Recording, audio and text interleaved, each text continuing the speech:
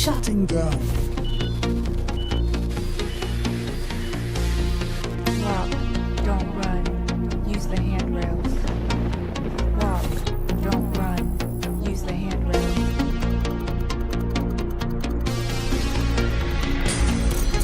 Neon Temple simulation reboot in progress.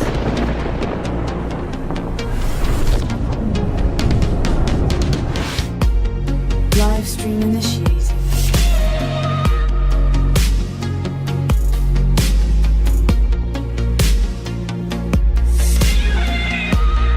Stabilizing environment.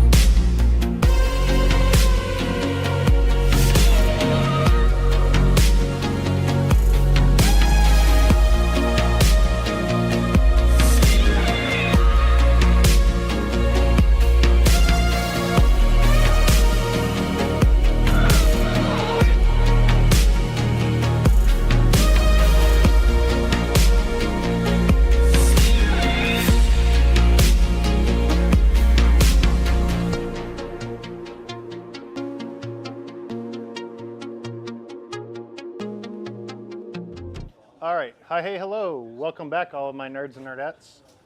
It's nice to see we actually have a full house again tonight. Everybody got done taking family vacations and all that fun stuff. So, it's July, so that means we're back to normal content, all your normal fun hacker stuff. We're starting out tonight with our own Radar.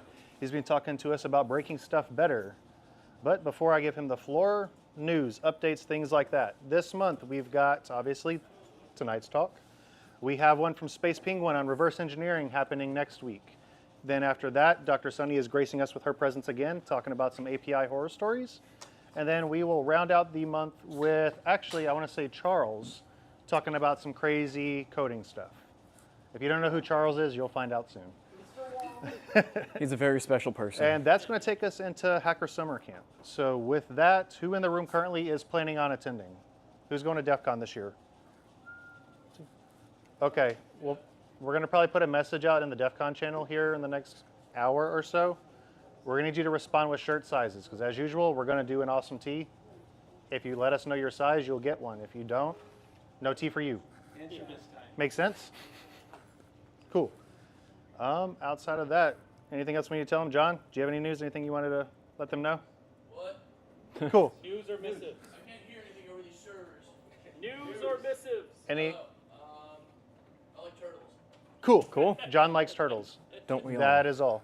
So with that, I will get away from the front of this camera and let you have fun. Yes, you can scoot.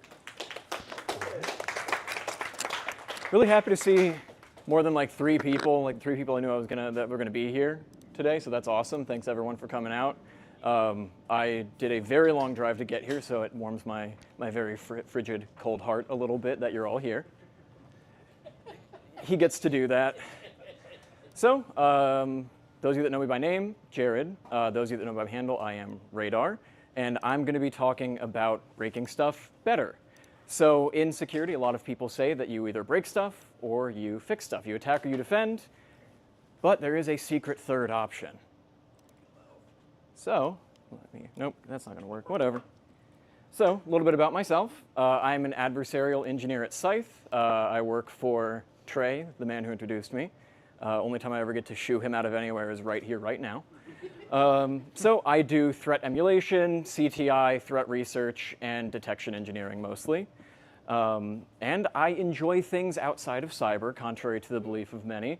I like D&D and other tabletop games. I've been DMing for getting close to a decade. I did not update this slide since my last talk, other than the little unicorn logo to replace the other company.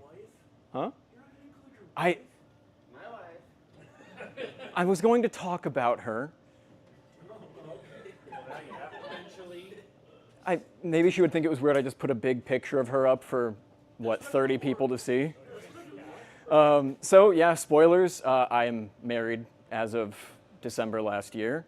I will take gifts from anyone who wants to provide them. But yeah, I did, yeah.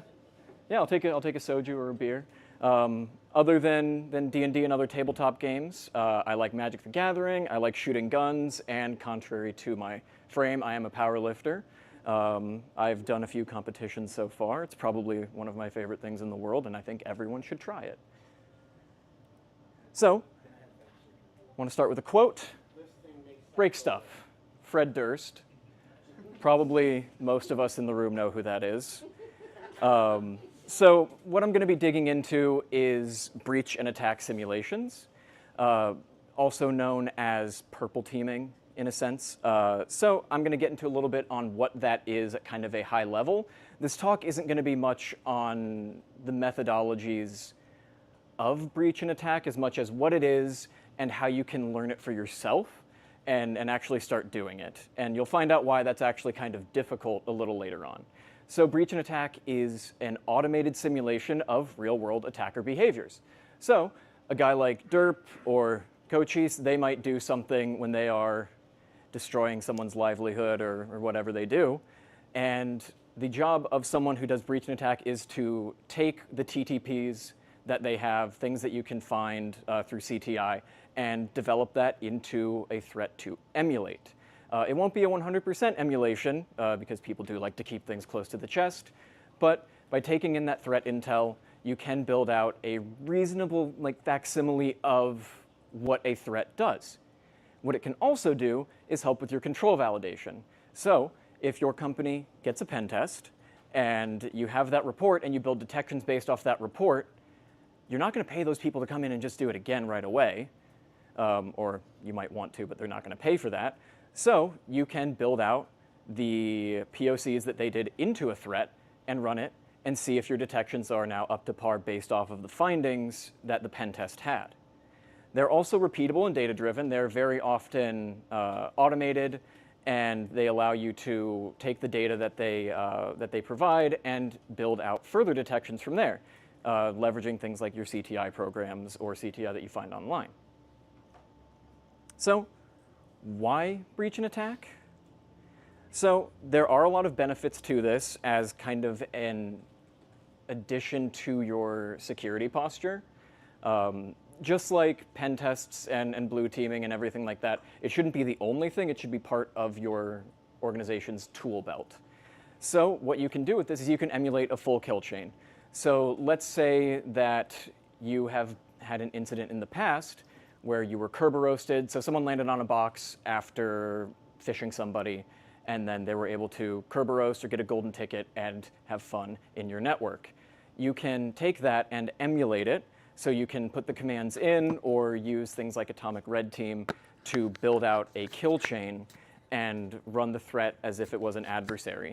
You can do this for cloud, Linux, Mac, whatever you can think of.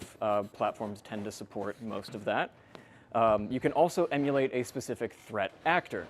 So a big one right now with everything going on geopolitically is the Iranian group APT-33.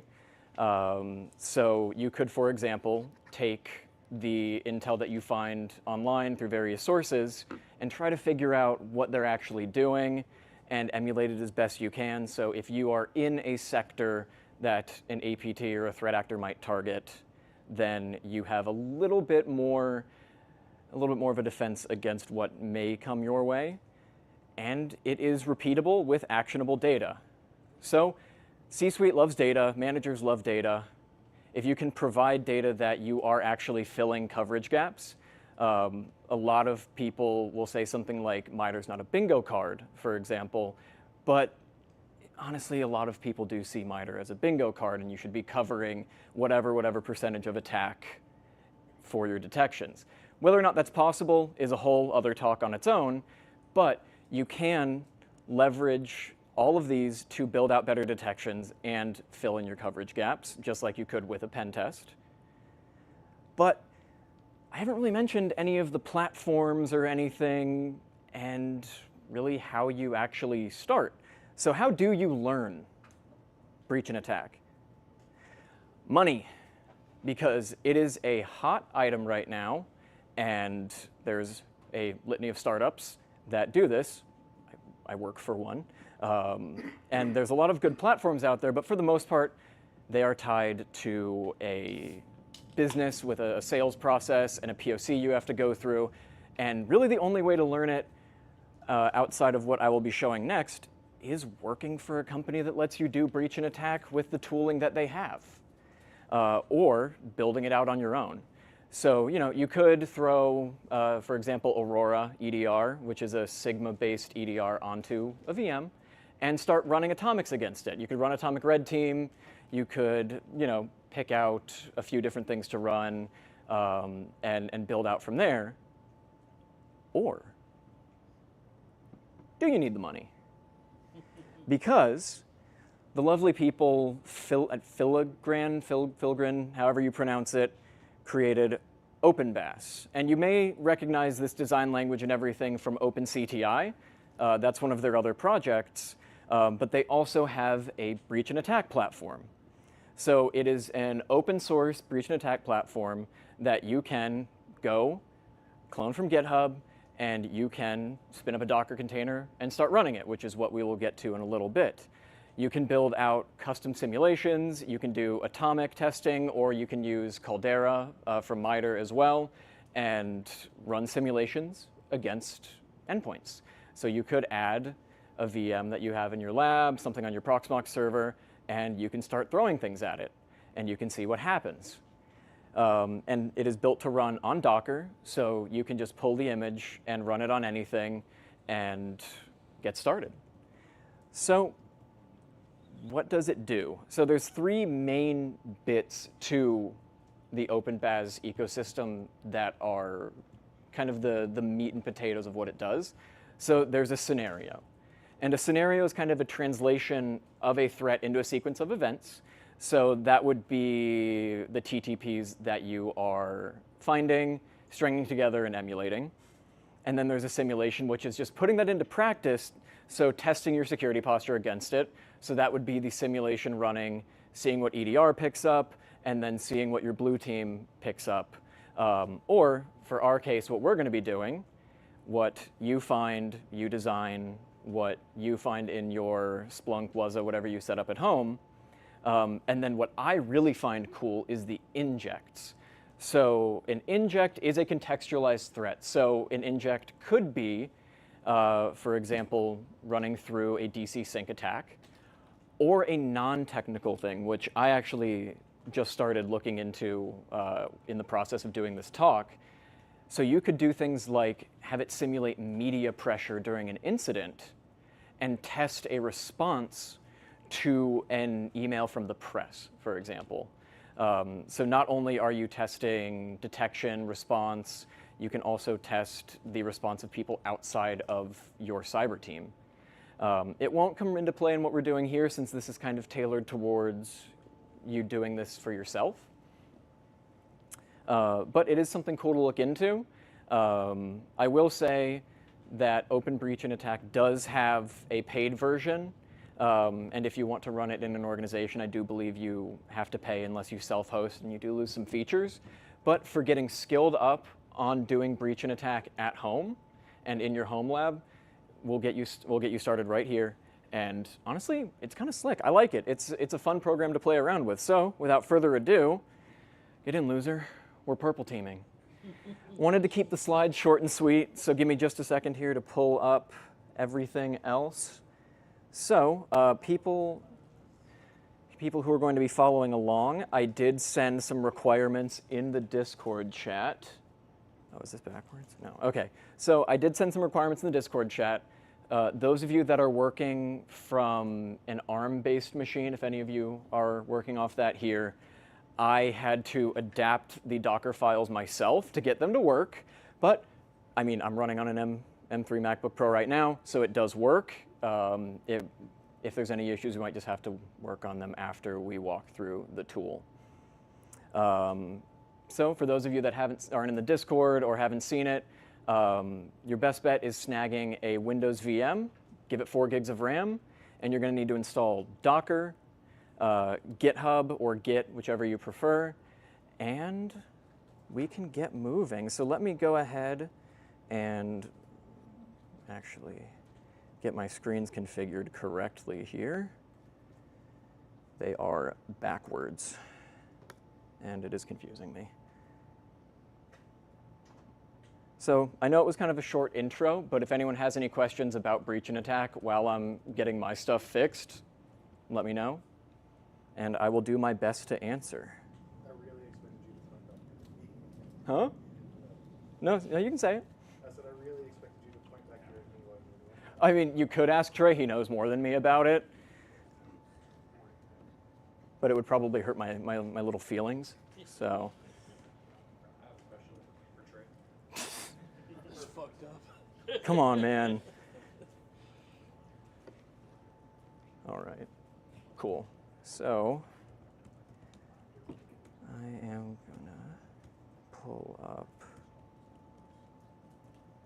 So I'm gonna go ahead and get this moved on over. So this is the OpenBAS GitHub. You can go through all of this, get a couple screenshots of what it looks like, just like everything else on the market nowadays. It looks all edgy and neon and cool. But you do get some cool dashboards. Yeah, dashboards. Trey? Do you care if people outside of this room see your dog? No? I am all good. Oh yeah, no, it's no problem. We're good. So, if you are following along, I did put this in the Discord. So this is how easy it is to get OpenBAS spun up. We'll put that here and let me get a terminal up for you.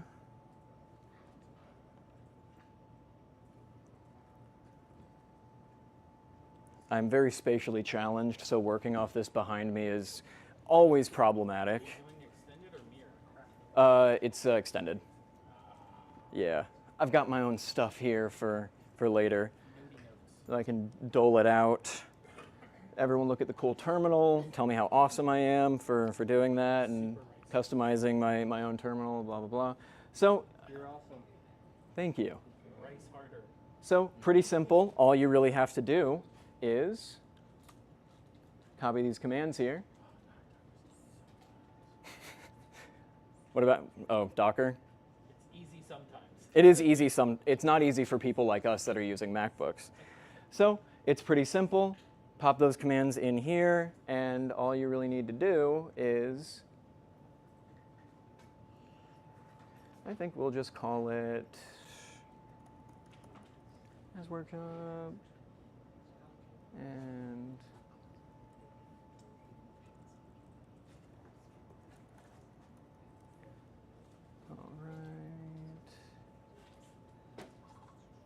all right, and all you do, clone it in, and what you're going to do from here, for those of us that have done development, everything with OpenBAS is handled through the .env file, so that is where everything is going to be pulled, but they give you a sample, so let me just show you what that looks like.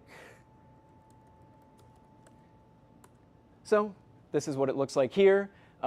These are all of the different containers that are going to be running. So it's got a Minio, and it's got its Elasticsearch, RabbitMQ, which is for brokering the messages, forwarding them back and forth. And you can do like email with it, like I mentioned with like the media pressure. So what you're going to want to do, for those of you following along on the documentation here, you are going to find this over here, and everything that says change me, change it, and put that and save that as just .env.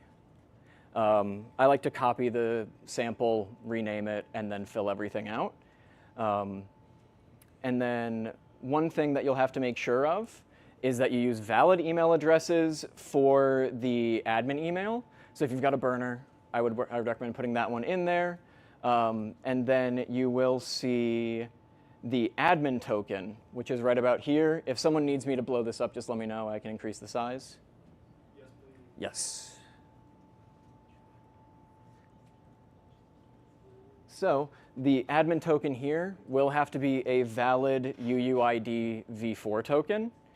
For that, super simple, just type UUID GEN in your terminal. So I don't know if that works on Windows. Someone would have to test that. There's a different PowerShell command you can Yeah. do to do that. But that gives you a valid UUID that you can put in there, and it will validate and let you spin everything up. And then depending on how you're running it, those of us that are on ARM might have to do a bridged VM. Those of you that are running it just off of a single VM on an x86 machine, you can go ahead and leave the OpenBAS base URL as localhost 8080. Otherwise, make sure you change that to whatever the IP address of the machine that is running OpenBAS is, or the agent on your test device will just send things to localhost and you won't get anything. I would recommend just doing the agent and the actual instance on one VM just to make it a little bit easier so you don't have to deal with the networking portion. I did not have that luxury. I couldn't get it to work. So, yeah, real weird with the ARM, but we persist. So I'm just going to pause here for a second, take any more questions while people get moving. Here, I'll come around with the mic if anybody has any questions. Where do babies come from? I couldn't tell you, man. Neither do I. No. I'm going to that talk next week. Here, while he's on a pause, if you guys want to come out of that doorway and spread out over here, there's space still. Yeah, it's like a fire hazard. Yeah. That's a trade secret, dude. Sorry. Yeah, I know. I'm like, Yeah, look at me. I apparently can't. I apparently sell like fucking Kamala Harris rally level crowds here. Apparently. It was better than your guys' rallies. Yeah. I have the biggest rallies. I won't hear anything otherwise. Is this your rally? They're huge. You know what else is huge? Don't answer that. That's not my bag, but that's my other stuff. Well, it was hidden under there. Well, And it's just a bag. You sit there. that's a TSA grade response right there. Yeah. Yeah, if anybody has questions on breach and attack or on the process, I'll happily answer them while people work along. Do we need to donate a laptop to you?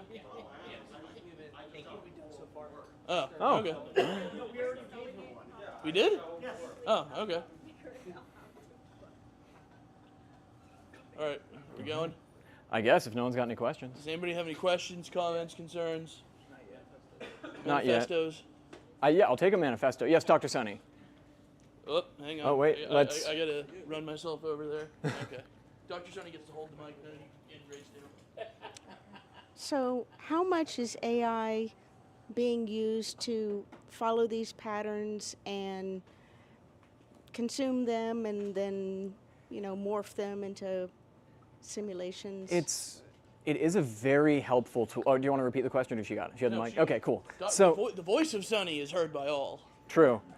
It's like thunder. So, basically, it's a big help on the research portion. So there's a lot of CTI out there, and there's a lot of sources, and being able to use like a research function in ChatGPT or Claude is a great help to bring a lot of sources together.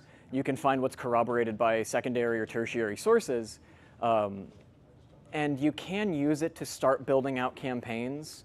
For example, if I'm building out a campaign and let's say there's something that I might need to do in a language I don't know. So I don't code in C++, I'm very bad at it.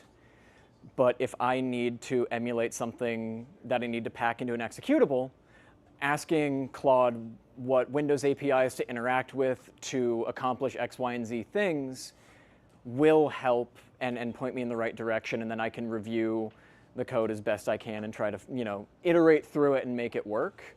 I think it still has a long way to go in building out full campaigns.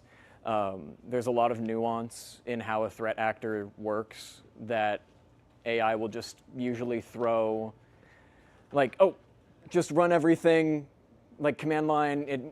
If you don't ask for something stealthy and convince AI to actually do it for you, it's just going to throw you the loudest commands possible. And if you are trying to do a stealthy purple team op, that's not really the best. Yes, sir. Can I use Microsoft Copilot to purple team? You can. You might get fired. Yeah, I think Microsoft Copilot's brown teaming instead of purple teaming. Yeah, you can certainly try. Yeah. All right, anyone who's following along, are you guys in a good spot to keep moving? Okay, yeah. So basically, once you have this done, I will actually go to mine.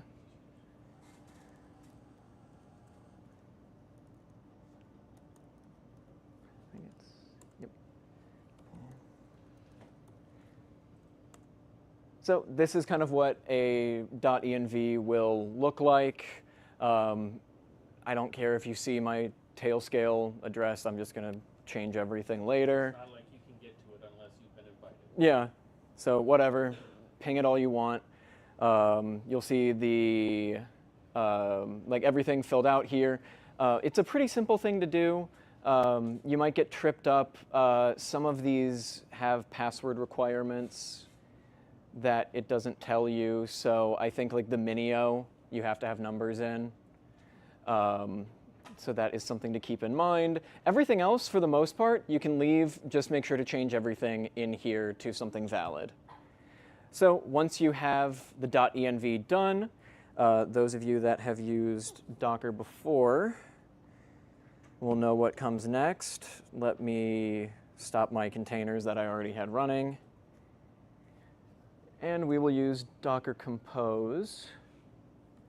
So for this one, you will do Docker Compose up-d to detach. And OK, cool, mine are down. Cool, no typos. So you will see everything start to build here. Those of you that are following along, it will take a little while. Some of these are larger than others. The Atomic Red Team and MITRE ATT&CK collectors will take the longest. The Atomic Red Team is basically pulling in all of Atomic Red Team. So it's a pretty large amount of data that it's going to pull in. So once that is actually started and you can go into the logs, I believe the last thing you will see is a Python-based Atomic, and that's how you know it's done. I had to find that one out myself when I wasn't able to do certain things for some reason, and it was because the Atomic Red Team hadn't loaded yet. So fun, troubleshooting. So once the containers are up, we will actually scoot on over here, and you will be able to go to localhost 8080. And I've closed my laptop since I've last been in here, so.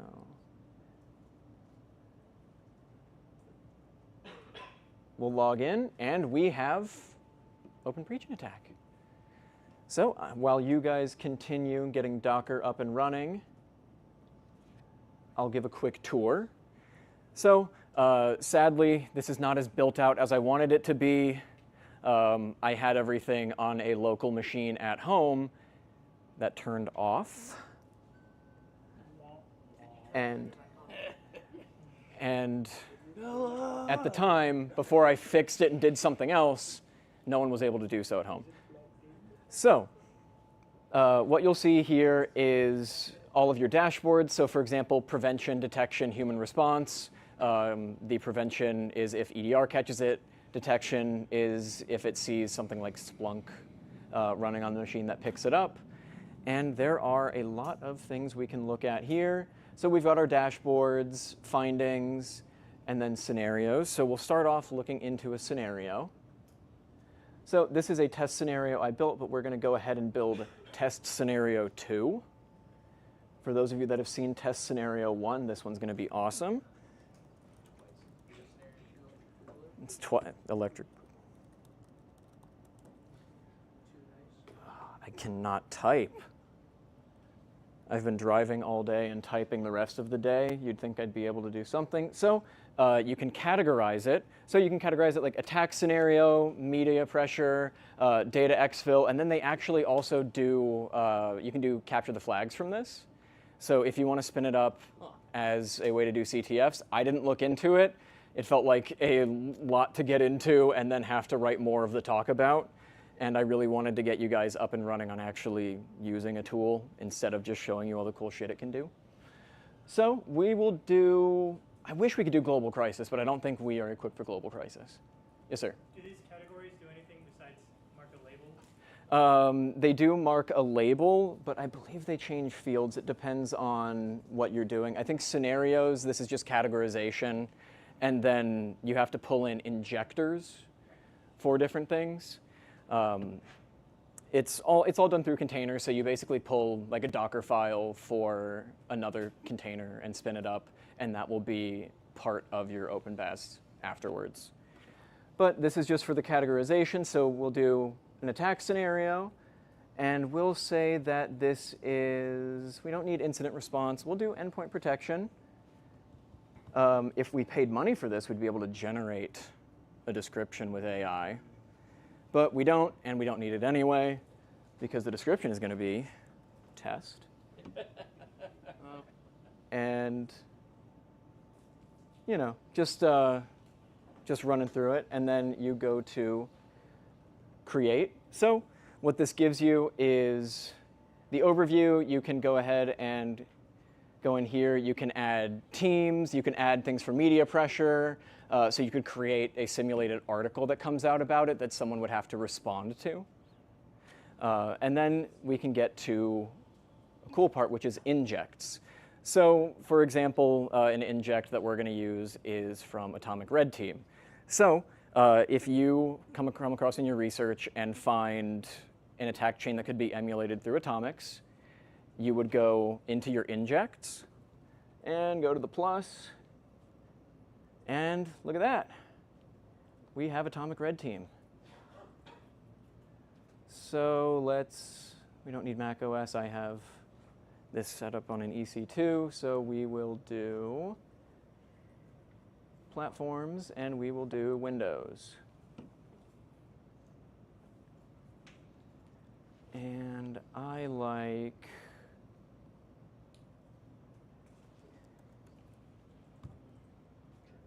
yep. So this one pops up a nice box, so this is why I'm choosing this one. Dumping credential manager using keymanager.dll and run DLL32. Pretty common stuff. This is probably one of the main examples people use when talking about living off the land, is run DLL32. So you go ahead and you put it in here. You can add a description and tags if you'd like. You can also schedule when it'll trigger. So if you want to run these, kind of dole them out over time, schedule them for your network so you're not just constantly bombarding endpoints in your home lab or at your company with this, you can schedule it out. And you go to inject content, and that is where you can pick an asset or an asset group. Here is an EC2 that I have spun up, and we'll update that. You can also obfuscate if you want, so you could base64 obfuscate. We're going to just hand wave all that. That's something more to dig into when you have time to actually build out a full scenario. So do that. You can also inject different things, like you could add a document. I actually don't know what those are, so I'm not going to open them. And create. So now you see it will trigger in 0 days, 0 hours, 0 minutes. Or let me, just so I can actually see it all real quick, we could launch it now.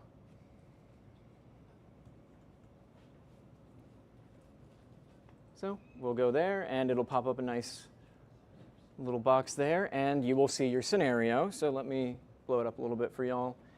So you can see everything that you set before, all of your injects. You can also see it in like a little animated form as it goes. So if you schedule things out, for example, if you add some delays between attacks or steps in your threat, you would see them pop up and down here. And you can also add in lesson learned. They kind of gamify a lot of this. So that's why, like, for example, the users are called players. You can gamify it a little bit. And you can also look at your findings, which I don't think we'll have any yet. It is ongoing. So it will also pull the MITRE tactic, so OS credential dumping. And we can go here and check the results. So it's currently pending. It usually sits in pending for a few minutes. So while it stays here in pending on its way to my EC2, does anyone have any questions, or is anyone stuck on the process of actually getting it spun up? Anybody? Going once. I might have missed it when you went over it. Yes. How is it executing the injects? Is that through an implant or is it an agent-based thing? It's agent-based. Sorry, I forgot to mention that. I was going to get to the agent next for the install portion once we got people up and running on this part. So yeah, it's agent-based. I don't think there is another way to do it, so that is something to keep in mind. You do have to put an agent on a box. I didn't dig into how the agent really functions. Yes. That was something I was going to ask is, and please excuse me if this was answered already, what's the agent coded in? I do not know what the agent is coded in. Actually, Does the server generate the agent, or is it just a hard-coded agent? yeah. So it actually pulls it from the instance. So it's stored on the instance, and it gets pulled through PowerShell or curl if you're doing Linux, I believe.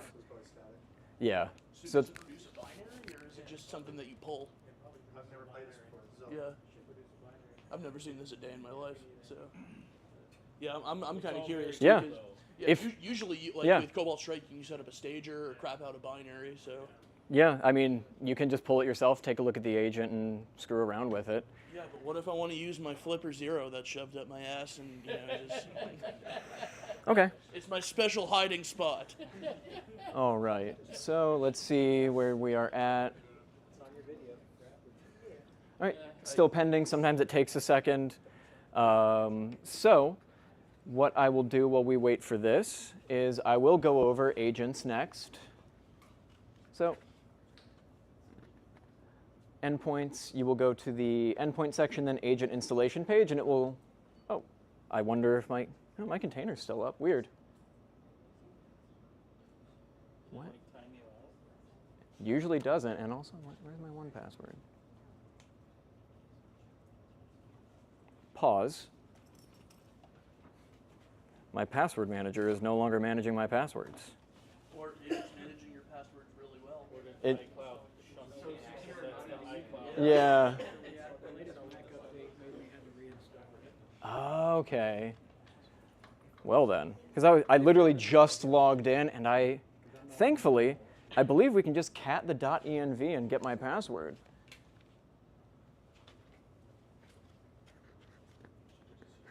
Yep, it's just OpenBAS. Yay! I can hack. All this without a Flipper Zero. All this without a Flipper How Zero. do you change the LEDs at the anime store? And no Kali Linux, you know. A lot of fire or like red, or LGBs? Is this going fast at all? Yeah, I don't No. see any flame stickers on this thing. It is not going fast at all. There we go. All right, back in. Sorry for the hiccup. So you can install the agent, and you can do a few different ways. So it just does like a web request to your local host 8080 if you are, or whatever you set as your base URL. It will just it'll pull it from there, run a script, install the agent. And then if you... Titanium? That's interesting. Yep, and then yeah, for Linux, it just curls it. And for Mac, I believe, yep, same command, it's just another curl.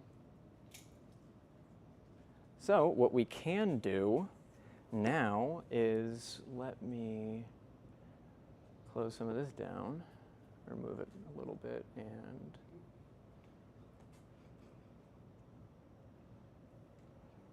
we can RDP into my EC2 that I had set up. Looks like it needs PowerShell 7 or higher. Yep, it does need PowerShell 7. I popped that in the notes. Cochise can't read. I'm assuming this was directed at him. I'm using a fucking Mac. PowerShell 4? Yeah.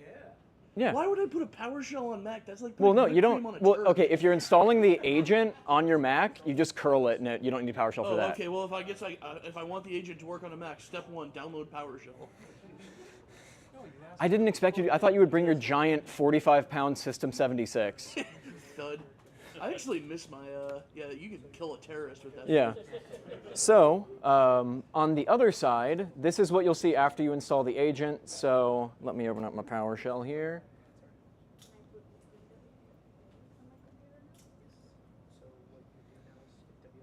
So, I was doing some troubleshooting. So, what you would do is you run this, pulls it down, and it auto starts the agent, so it'll immediately start to check in. And you get some things here. So you've got agent kill start, the app itself, which I'm sure some of you are going to enjoy messing with later to see what it does. And on the target machine, you will see the executions of your campaigns and injects. You can go in here and look at them. Let me...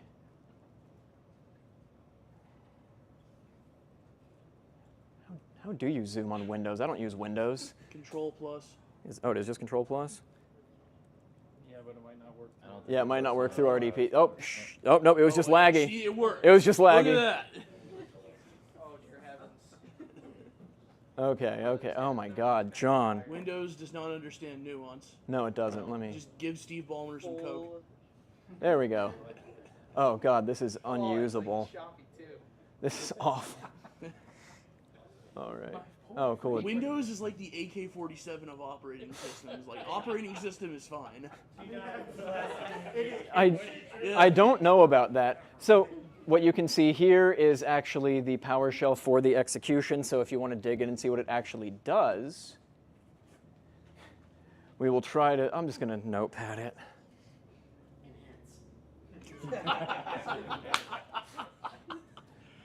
So you see what it actually does, the PowerShell that it runs on the machine, or you can try.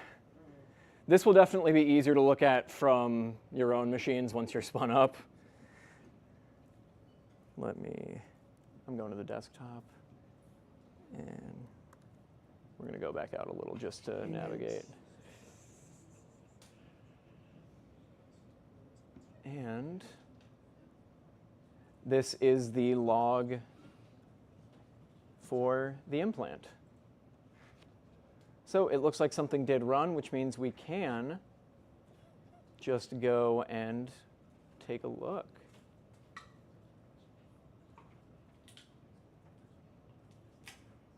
It posts log files on the victim computer. I mean, I kind of like that, honestly. I mean, I think this is one of the ones that really isn't supposed to be used as like a C2 also. Challenge accepted. Yeah, I mean, you can try. Anything can be a C2 if you're brave enough. Yeah. It's working off the same format, so based off the 2-second read through the help, it's pulling in the atomic test and the stuff out of Caldera, which that's how the atomic's run. It'll pull it down locally, do its thing, and then show you the output there. I mean, I like that. With Cobalt and Nighthawk, it's like your implant doesn't work, figure it out, bitch. Like, this is a professional hacking platform. So We we'll do pop back thin in crime. here.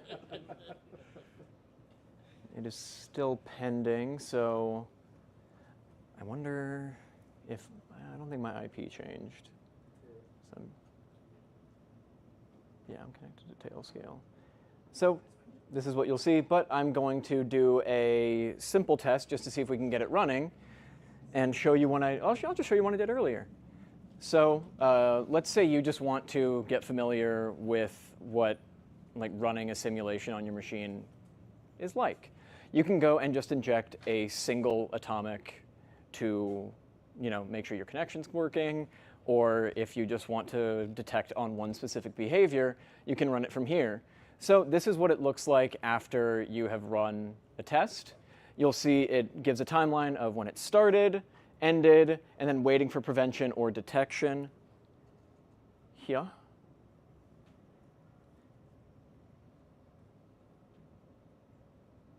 You got all that here. And you can also go to your findings, which are suddenly not here. So we'll go to the details. Took about a minute. You can also go through and you can see what it actually does. So you get a little bit of a background on the atomic test. shows you how the command's executed, whatever obfuscator you put in. If you wanted to base 64 it, you would just set base 64 and it would run it for you. And then the attack command that is actually run on the box. Super simple, key manager through KR show key manager, basic stuff. But how about we try it again and see if it actually works, or if my network troubleshooting ended up not working well for me because I started presenting, which seems to be kind of the, yeah, it's doing it live. It seems to be common. The demo gods do not like anybody. So it'll queue it up, it'll be pending, and then it will run it through and tell you whether or not it was detected, prevented, or none of the above.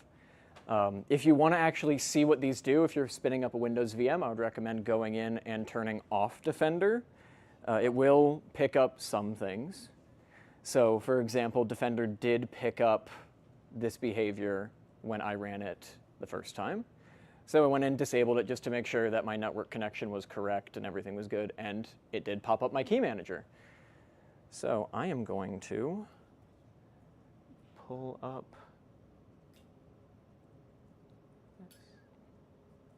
So let's see where it's at. Anyone have any questions about the demo or stuck anywhere?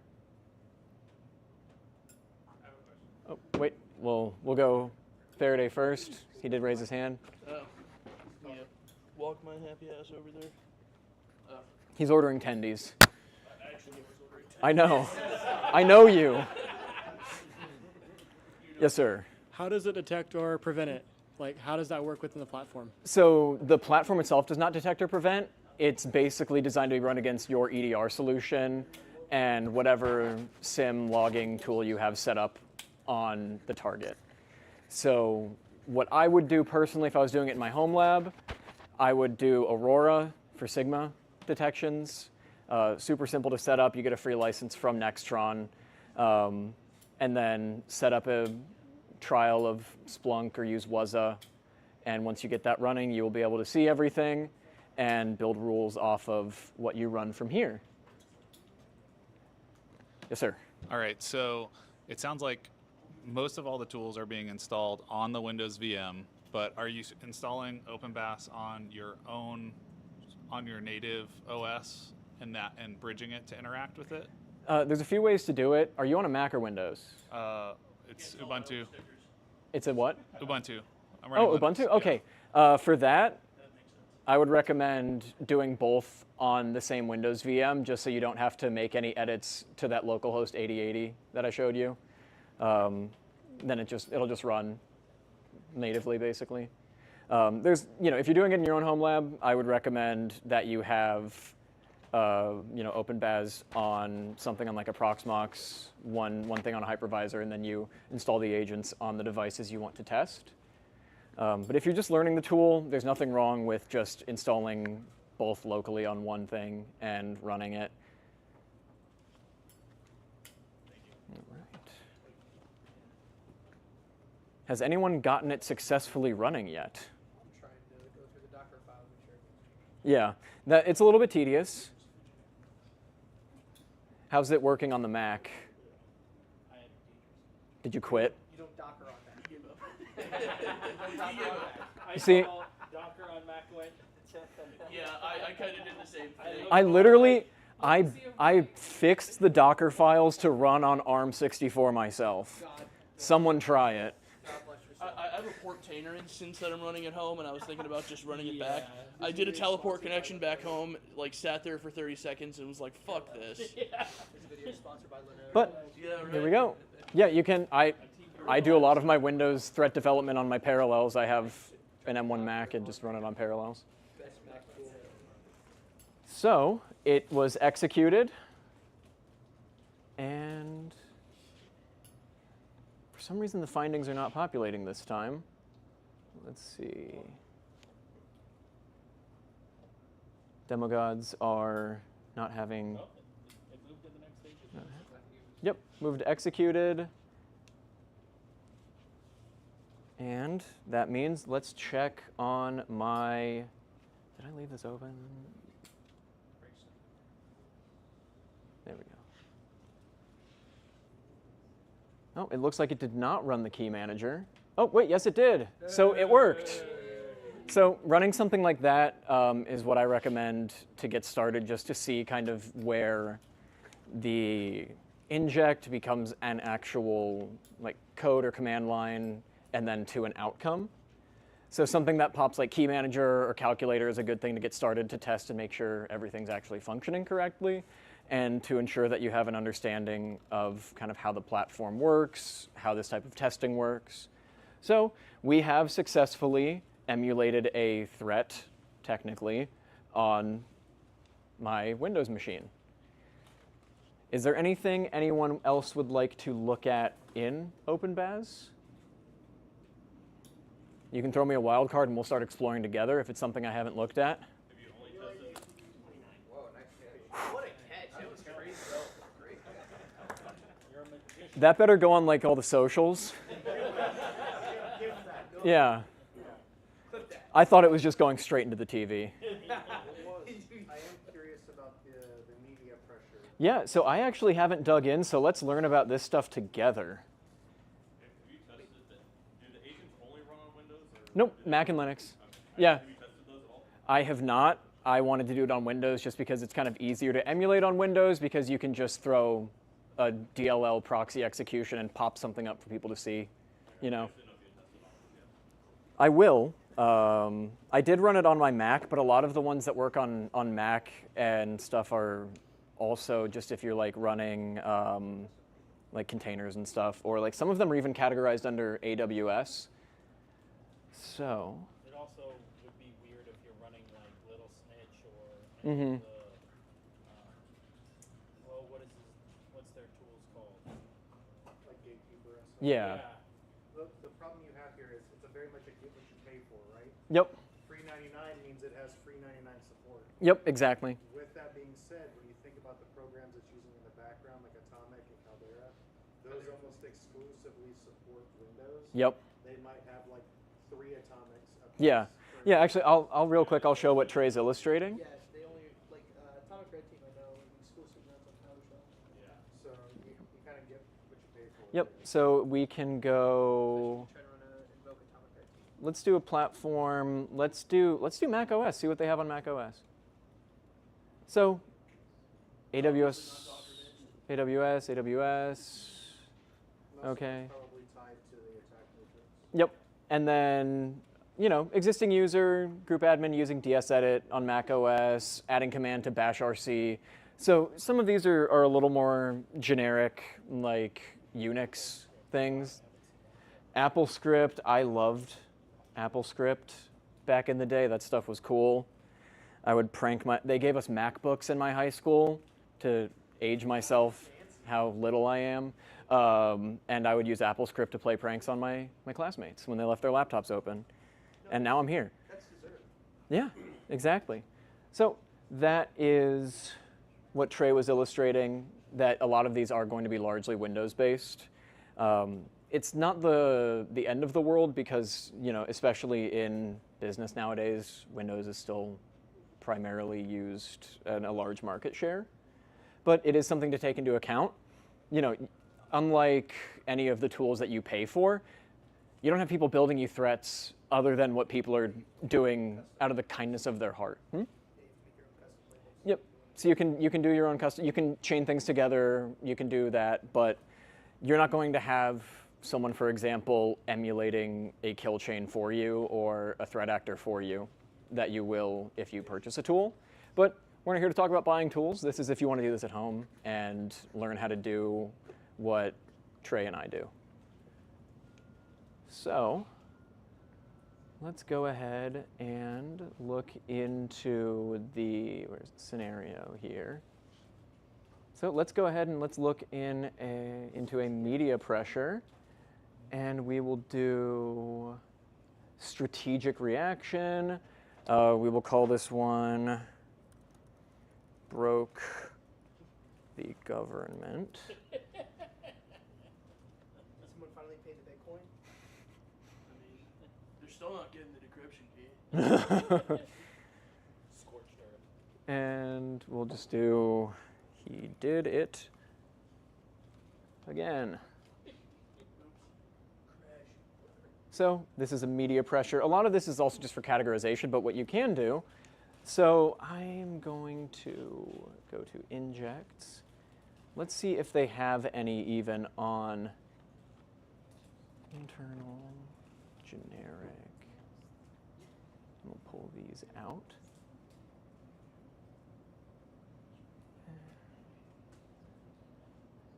So we will do.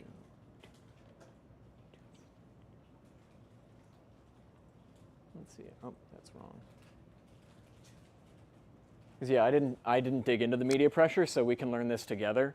I didn't really think it would be something that you would want to do at home. But if you want to do that at home, you know, figure out how to like talk to your spouse through a like scheduled update or something, more power to you. You know, emailing your wife that you're going to be home late from work and the media pressure will help with that. So let's go ahead and, where did I put the docs? There they are. Okay. So let's go to the docs and we'll dig into the media pressure together. How is everyone doing on getting it spun up?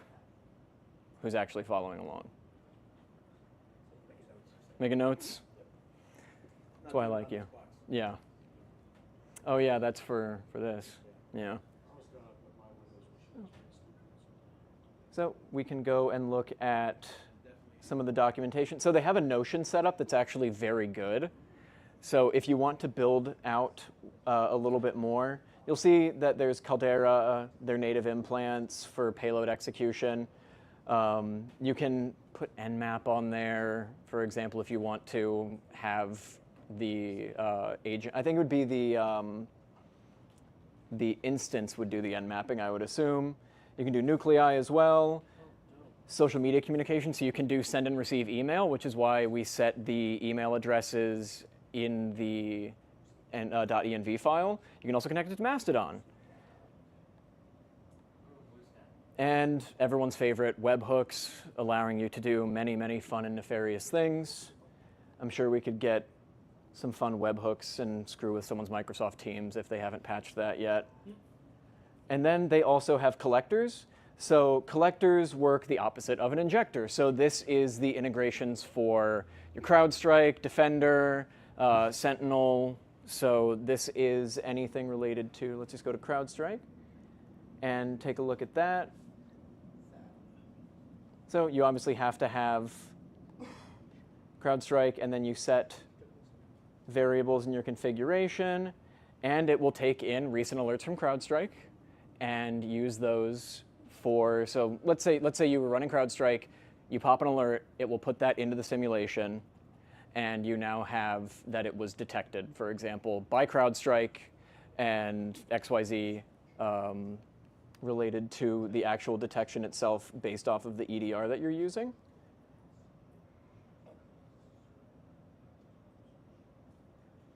And you can also hook it up to Entra if you want to actually add like players to it from your directory. But we can also, let's see where else we can go. I personally have run out of things to talk about. I thought I would take a lot longer, but I talk very fast. So I'm going to go to another round of questions. If anyone's stuck or has any questions, feel free to ask about the methodology of breach and attack itself if you'd like, or tooling, anything. I was just wondering if you had any more information about the CTFD or CTF function. I have not looked into that actually. It felt like it would be a lot to dig into and would take up too much time, and then I now realize that I had more time than I thought I would. Okay. There is no time. If you're interested. I mean, if you guys want to see. So where was that?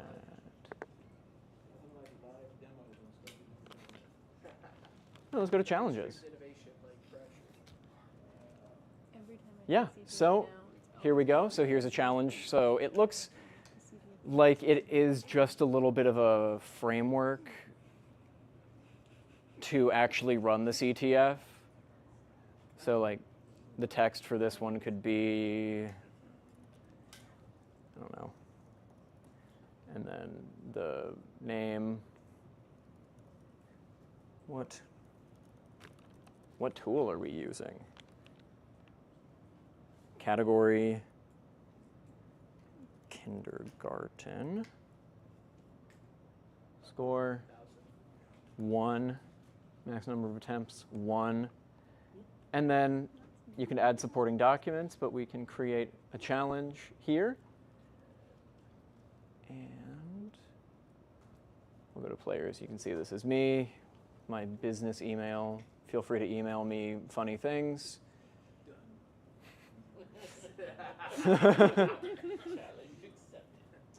It is almost completely unattended.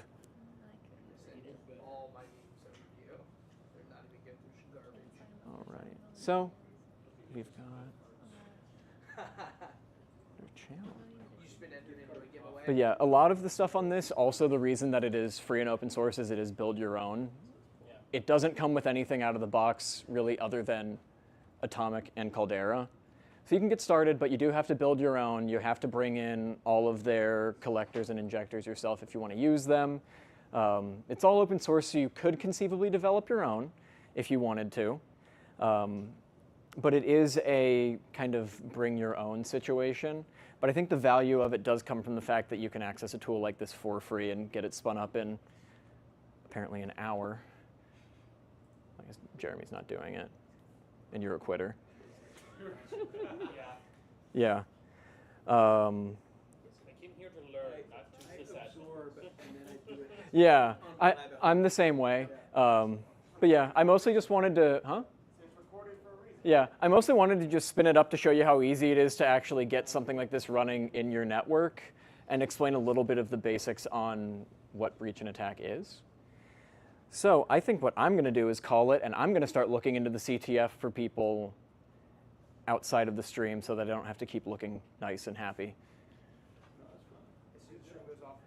Any more questions from anybody? Thank you.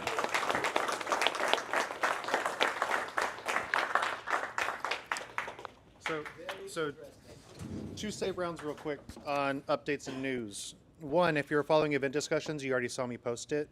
September 18th and 19th, I finally locked down the BC security guys. So they're going to come back down here and do a workshop for you guys. If you are a member, this is probably going to cost you nothing. If you are not a member, it will cost $1. This Empire, is it? Yeah, it's those guys, yeah. They'll come in and... Guys, but no, different workshop. Yeah, it won't be Empire Ops, it'll be something different. Yeah, we are not appealing to the lowest common denominator. September 18 and 19. So that's out there for you guys. If you want to attend, I'll have more information out soon in the announcements and on the calendar. But that's there. And then obviously we're in a new quarter. We're always looking for more content. If you've got a cool idea or a talk or something you want to give, let us know. We'll get you on the calendar. Or even if you know somebody that would be good to have come do a talk, that's always helpful too. You got it, Mike. Yeah, I got this. 2 things from me. So you're going to notice a new channel that appeared in Temple Chat, and this is backed by some feedback from the suggestion box.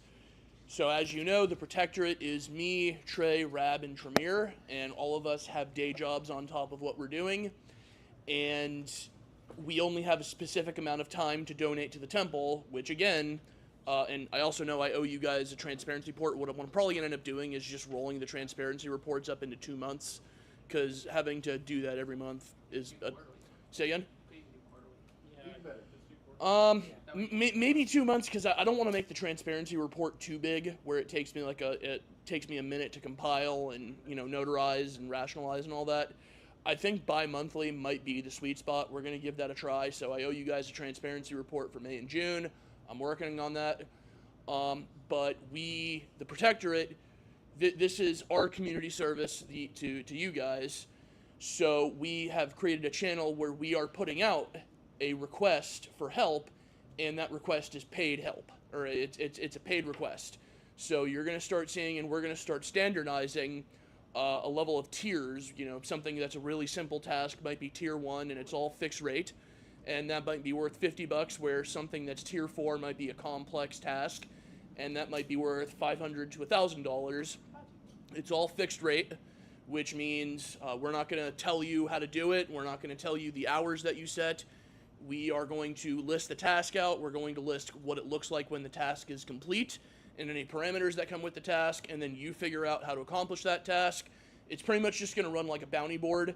That's something Trey and Tremere are rolling out right now, so keep an eye on that.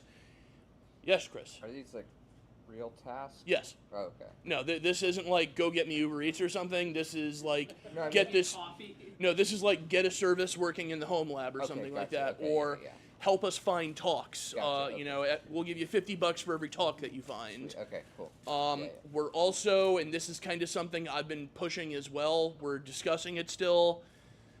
Discussing the idea of some kind of swag, payment, something. We're figuring it out what we want to do, because I understand that it's hard to pay into a community and then also be told you're the entertainment for that community, and I fully get that. So there has to be some kind of incentive structure for people to give talks. We're working on that as well. Last thing I want to roll out is, and this is based off of feedback from the suggestion box as well, from our dear little Patsy. We want to start formalizing guild nights, and this was kind of something we did back when the Undercroft was stood up. Was before every guild night started, I kind of had a script of who's looking for a mentor, who's working on something cool, who's looking for some help on working on something cool, who's stuck on a project, and I'm kind of working on a script for what that would look like at the start of every guild night.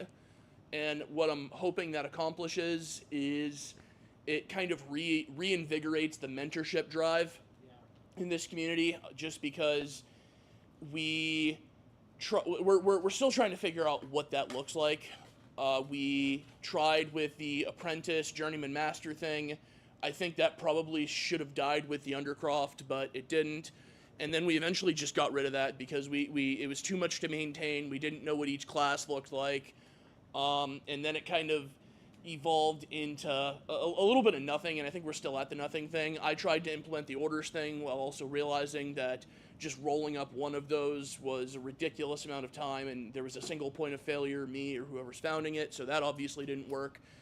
We're trying to figure something out here, so if you have ideas, keep dropping them in the suggestion box. I know Sauron told me to work on my resting bitch face, and I'm trying to work on that.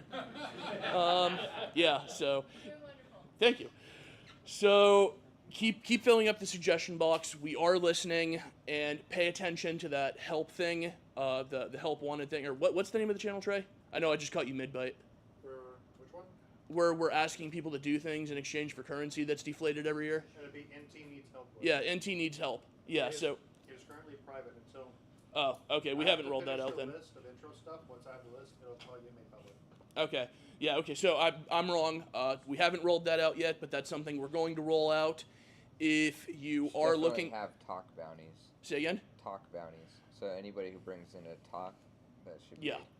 Yeah, that's something we're thinking. Talk bounties, content fillers, lab work, and that accomplishes a couple things. What we're probably going to end up doing, because I fucking hate the IRS with every fiber of my being, is we'll probably have a cash purse or something that will pay out in cash prior to the start of every guild night or at the end of every guild night. We're still figuring that one out, but You're not responsible for your IRS reporting? yeah. I mean, if you want to report your cash to the IRS, then yeah. Well, also too, like, if anybody knows anybody for talks, it doesn't have to be in person. Like, we haven't done remote talks for a while, which that could die. If you need people outside of our area, which is always good to have people from outside the area talk. Yeah, so for you guys watching at home, Macho was saying that we can stream remote speakers as well. We probably haven't done that, I think, since the Start 9 guys. Yeah. That was probably the last remote talk that we did. But if you know somebody cool in your community and they want to do a talk, it can go from anywhere from 45 minutes to 2 hours. We can do it remote, however you want to do it, but please help us fill out the content calendar. All four of us are exhausted. We're trying to get this thing going. We're absolutely stressed out, and we're looking for help to keep this going. And we are willing to pay from the temple coffers to keep it going. So, I think that's the right move. I think that's a good incentive structure, other than us saying, "Hey, this community that you're paying into, why don't you do some labor for it as well? Yeah, that may be controversial. Last thing we're gonna do, is there any other business or save rounds from anybody? Questions, comments, concerns, manifestos from anybody other than RJ, who I don't want to hear from? Okay, RJ, you got anything? Okay. He's not oppressed anymore. Oh, if anything, he needs to be oppressed. Yeah, he needs to be more oppressed. Okay, so we'll kill the stream real quick. So.